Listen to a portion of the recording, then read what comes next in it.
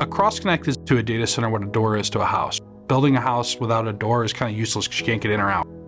A cross-connect in a data center allows a customer to get connectivity outside of their rack or their suite. That cross-connect is that building block that allows our customers to connect into the broader ecosystem, into the region, into the world. They can be used to connect to carriers. They can be used to connect to partners. They can be used to connect to other customers.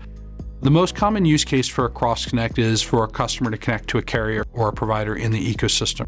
Whether it's connecting using Metro Wave to connect to the regional ecosystem, whether it's connecting to an internet exchange point, whether it's using virtual cross-connect or extended virtual cross-connect to reach to other data centers in the world, whether it's using cloud on-ramp to reach the cloud provider of their choice. The cross-connect is really the gateway to the world. It's very simple. It's a piece of cable that goes from point A to point B. But the things that you can do with it, the places it can take your business are endless.